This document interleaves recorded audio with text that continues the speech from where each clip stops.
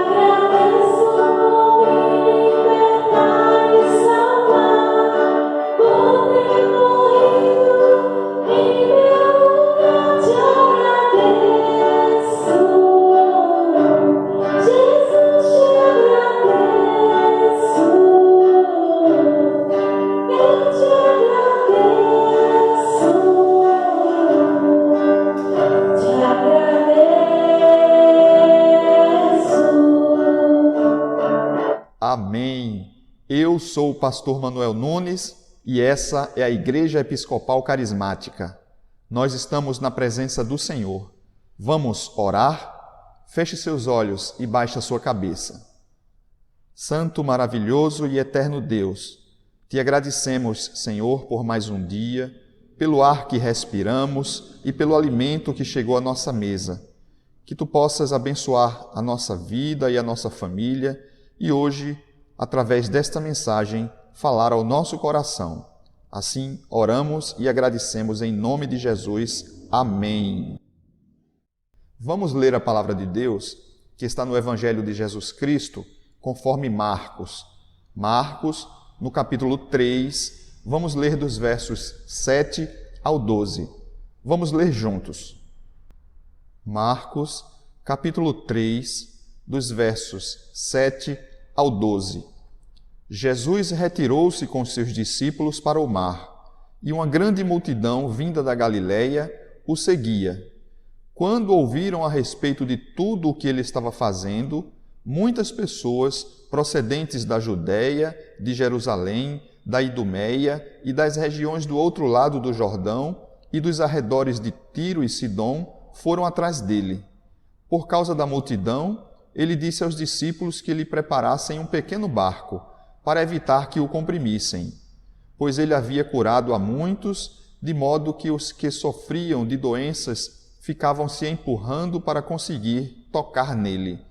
Sempre que os espíritos imundos o viam, prostravam-se diante dele e gritavam: Tu és o Filho de Deus.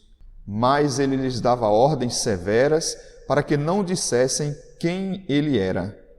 Evangelho do Senhor, louvado sejas, ó Cristo. Para que a gente possa entender o que está acontecendo neste texto que lemos, vamos voltar a alguns versículos.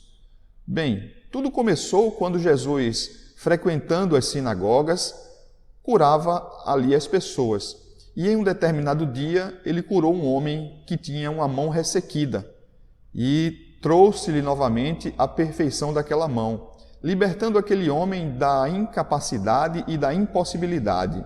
Assim, aquele homem poderia agora voltar ao seu trabalho, pois naquela época a maioria dos trabalhos, como nós sabemos, era manual.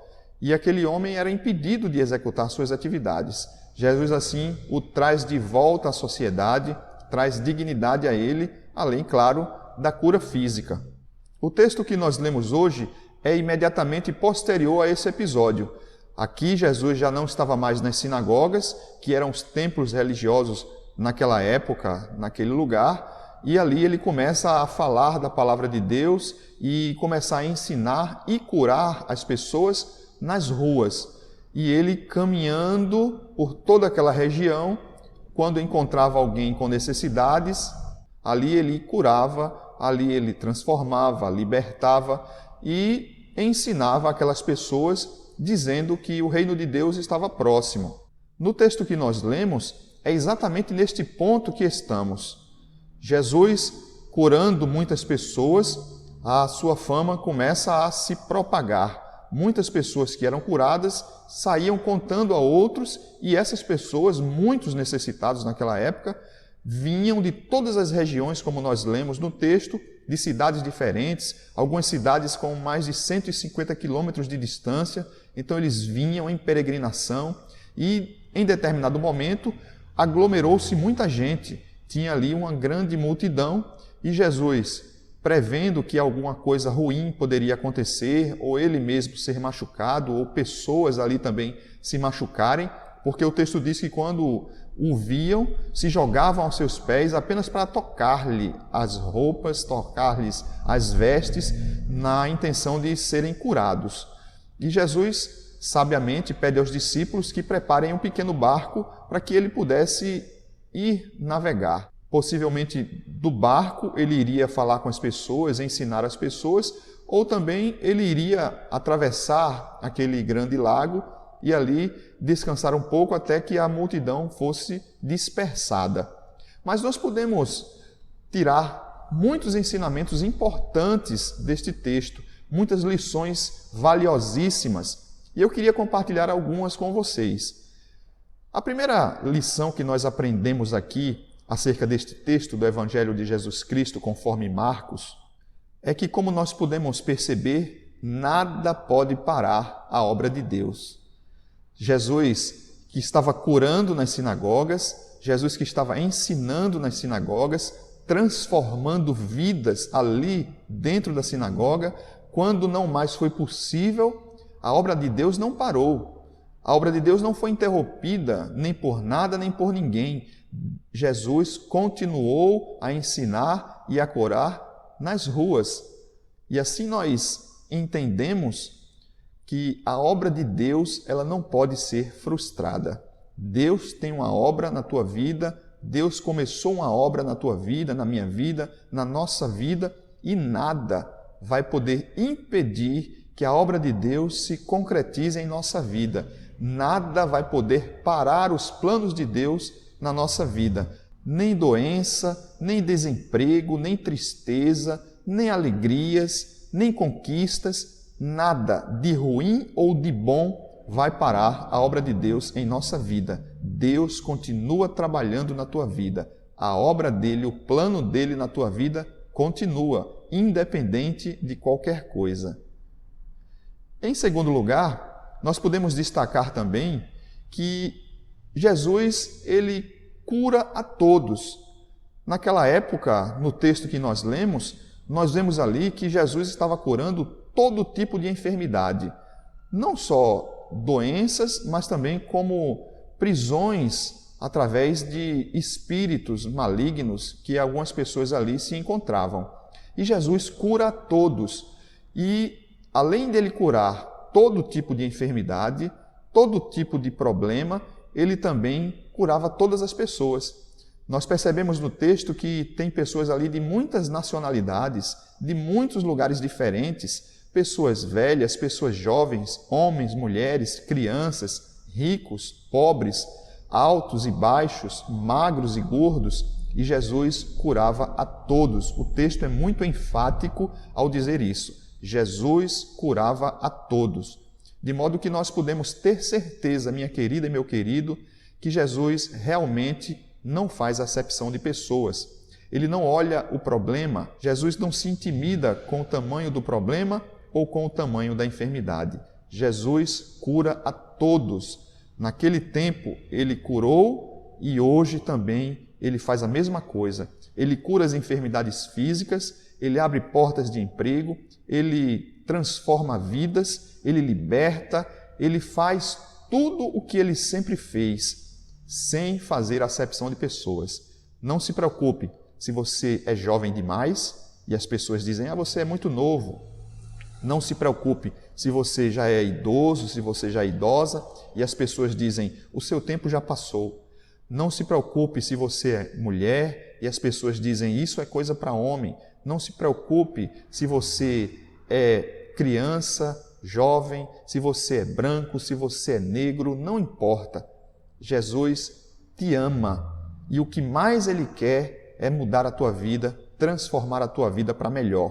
Portanto, precisamos abrir o nosso coração, ir até Jesus, não perder as oportunidades e deixar Jesus trabalhar em nossa vida. Lembre-se que, em primeiro lugar, o plano dele na tua vida jamais será frustrado. E, em segundo lugar, ele não faz acepção de pessoas. Seja você quem for, seja o que você fez, ou seja até o que você ainda está fazendo, Jesus te ama e quer mudar a tua vida. Mas nós podemos ainda refletir sobre um terceiro ponto, uma terceira lição que podemos aprender, que podemos extrair deste texto que lemos hoje do Evangelho de Jesus Cristo segundo Marcos. É que sempre há o momento certo. Perceba que no final do texto que nós lemos, Jesus diz àquelas pessoas que não digam quem Ele é. Porque o texto diz que quando pessoas que estavam possessas por espíritos malignos, quando os próprios demônios viam a Jesus, diziam: este é o Filho de Deus. Eles reconheciam que realmente ali era Jesus, o Messias prometido. Mas por que então Jesus disse que não deveriam contar quem Ele era? Aos nossos olhos, nós gostaríamos que isso fosse feito, não por conta de vaidade, mas para que a obra de Deus fosse propagada, fosse proclamada. Mas não era o momento ainda, por isso que Jesus diz isso. Lembrem-se que as pessoas daquele lugar, daquela época, os judeus esperavam o Messias prometido de Deus. E o que eles esperavam de um Messias era que fosse um guerreiro, um lutador enviado por Deus para que derrotasse o Império Romano e libertasse aquele povo, trouxesse paz e dignidade àquele povo. E quando as pessoas soubessem que aquele realmente era o Messias, iam associar esta questão a Jesus e iriam fazer um grande levante, quem sabe uma rebelião, uma guerra civil. Muitas pessoas iam morrer, muitas pessoas iam perder a sua vida, suas famílias. Jesus diz aquilo porque ainda não era o momento. As pessoas precisavam compreender o que significava realmente o Messias, que não era um guerreiro, que não era um vingador, mas sim que era o próprio Deus encarnado e ali a expressão máxima do amor. Jesus queria que as pessoas aprendessem isso. Por isso que não era o momento ainda de as pessoas dizerem que ali ele estava e o que ele estava fazendo. Jesus estava no seu tempo trabalhando na vida daquelas pessoas. Jesus faz assim ainda hoje. Muitas vezes nós queremos as coisas para ontem. Tudo nós queremos na hora, tudo nós queremos rápido. Isso é uma característica dos nossos dias. E quanto mais passa o tempo, quanto mais jovens nós somos, mais queremos assim. Jesus nos mostra aqui neste texto que há tempo para tudo. Todos nós precisamos compreender que Deus está trabalhando em nossa vida. Nós não podemos deixar de crer que Deus continua trabalhando na minha vida e na sua vida. E por mais que queiramos que aquilo seja na hora, nós precisamos entender que nem sempre, naquele momento, vai nos fazer bem. Eu trago sempre, neste caso, um exemplo. O exemplo de um pai ou uma mãe que, ao ver o seu filho pedir um sorvete, diz: faz mal. Como pode fazer mal um sorvete feito da própria fruta, em um calor que vivemos? Só pode fazer bem, mas tem momentos que mesmo aquilo que faz bem pode nos trazer algum prejuízo. E os nossos pais sabem disso. O teu pai, a tua mãe, você que é pai e mãe, sabe disso, que existe a hora certa. Então, assim também é Deus. Ele sabe que existe a hora certa de nos abençoar. Ele está trabalhando em nossa vida para que a gente possa desfrutar ao máximo aquilo que Ele tem para nós. Ele não quer que nós nos percamos nas bênçãos que Ele nos concede, que nós nos envaideçamos ou que nos tornemos orgulhosos. Deus sabe o momento certo e está trabalhando na minha e na tua vida. Creia nisso. Na hora certa, Deus vai te abençoar. Tenha paciência. Deus faz tudo no tempo certo. Há sempre um momento certo para tudo. Esta é a terceira lição que nós aprendemos neste texto. Lembre-se, nós aprendemos 3 lições importantes hoje. A primeira é que nada pode frustrar os planos de Deus na minha e na sua vida. A segunda é que Jesus cura a todos, Jesus abençoa a todos, não importa o que fizemos ou o que estamos fazendo.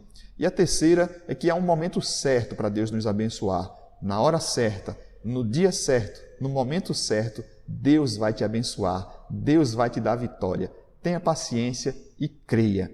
Deus diz em sua palavra: crê somente. Se crerdes, verás a glória de Deus. Que Deus nos abençoe. Vamos orar novamente. Ó Deus, muito obrigado por tua palavra, Senhor. Que esta mensagem encontre um coração disponível e que seja verdade em nossa vida. Em nome de Jesus te pedimos e agradecemos. Amém.